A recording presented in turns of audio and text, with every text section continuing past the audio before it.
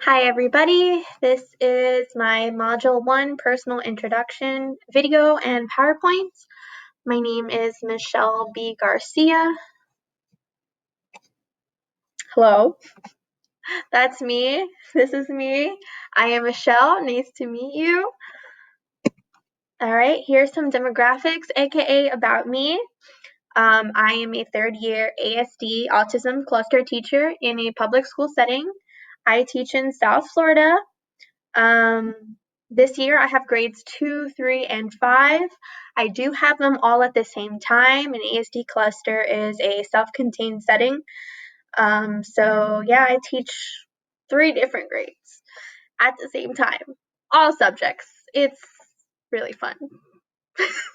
I have a bachelor's in ESC K through 12, and I'm currently studying for my master's in gifted ed here in Hayes. I'm 25. My favorite subject to teach is math and science.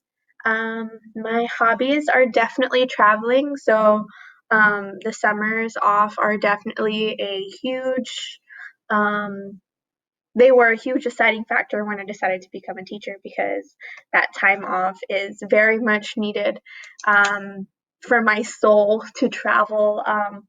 I've been to many different countries, and honestly, I don't know what a savings account is because all of my money is for traveling because that's my thing.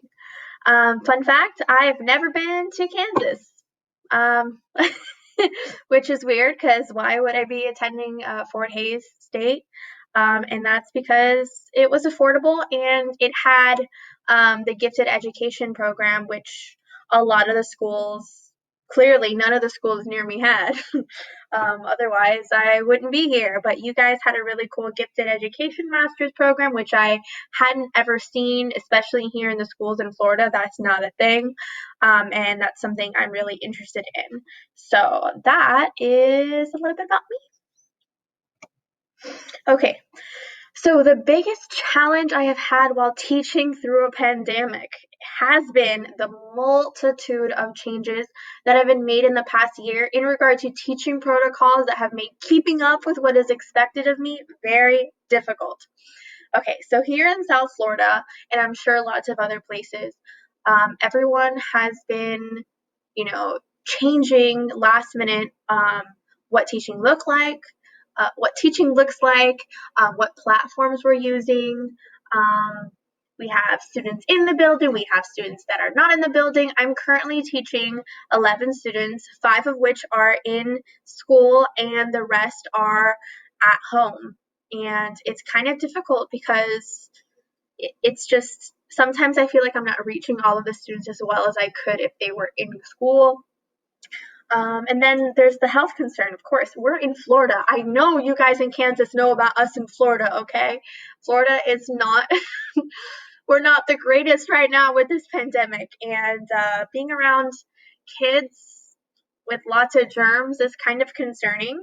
I have had a couple students have to leave the school for a long period of time because they did get diagnosed with COVID. I had a student out for about 2 months because he kept getting positive results from COVID. So it is kind of concerning. And the kid is back now. So I mean, it's it's very difficult. It's not easy, and it's only my third year teaching. So I mean, who knows what the future holds?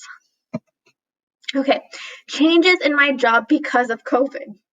Virtual teaching, obviously, everyone's going through this. I'm pretty sure. Changing online platforms. We were on Zoom, then we're on Teams, then we're on Google Classroom, we have Canvas. We have so many different platforms, and I don't have enough time to understand all of them and learn them. Electronic everything. Yes, everything is electronic, and it's so difficult to keep up and just change your mindset to keep things electronic friendly, computer friendly, where I'm so used to, paper and passing out papers and grading papers like with a pen. It's a different mindset. Exactly. My next point. What is pen and paper? I don't know anymore. Sorry, I got cut off because there's a 5-minute limit. So here's part 2. So yes, ASD students learning to access school online is chaos. You need your parents there completely all the time with you, like 100% supervision. Otherwise, it's very difficult to be independent. Although we'd like for them to be independent, we kind of need some adult supervision to help facilitate all these changes, especially they're 7, 8, and 9. It's very difficult. Okay, things I have learned about myself and others this last year. Number 1, virtual teaching is not effective for students in SPED. That's my opinion, just from seeing my students. The students who are in my class are progressing so much more than the students who are at home, and that doesn't count for the students who are at home with their parents with them 100% of the time, working with them. Those students are doing well, but it's because their parents are helping them.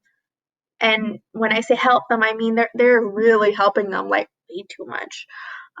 Number 2, no matter how much of a veteran teacher one is, this year we are all rookies adapting changes. So third year teacher and a 10-year teacher, we are all the same playing field right now with this virtual teaching. Number 3, staff meetings could have been virtual this whole entire time. And I'm sure lots of you guys agree with that. Okay, so now getting into the mindsets, the 3 type of mindsets. All students can learn, teacher collaboration over isolation, and happiness and optimism. So, reflection.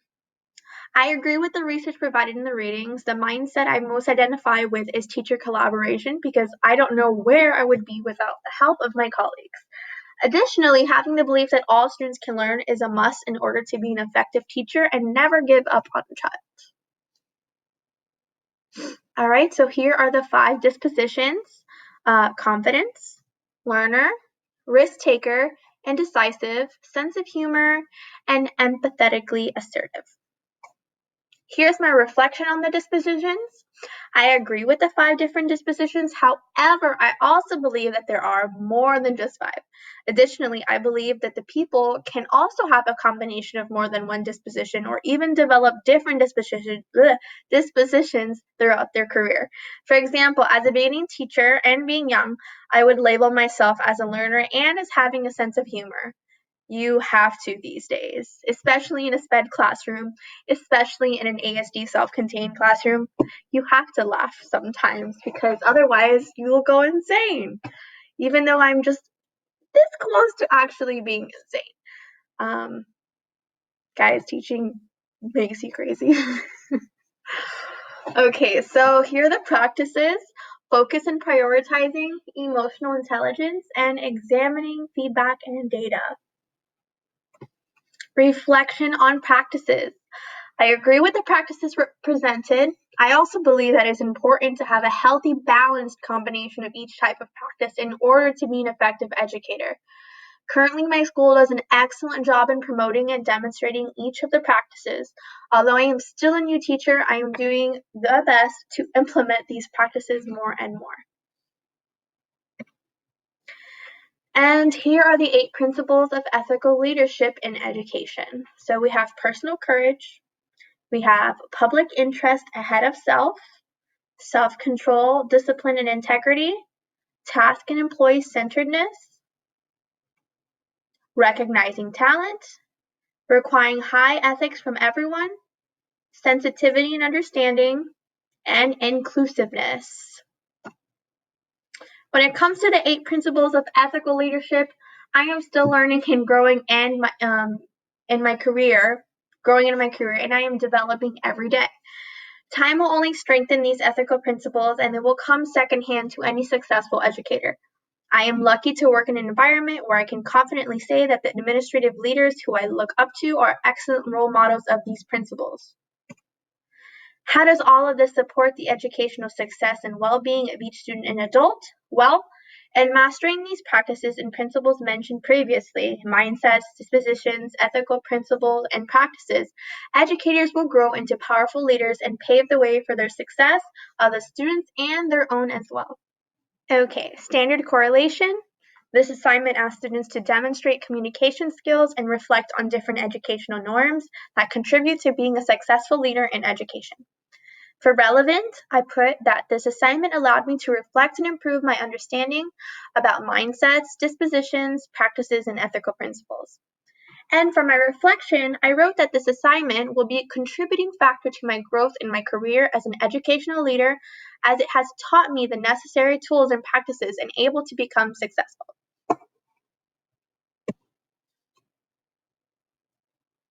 And here are my references.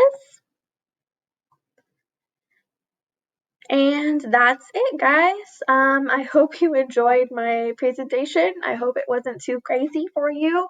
And I look forward to working with the rest of you guys for the rest of the semester. Thank you.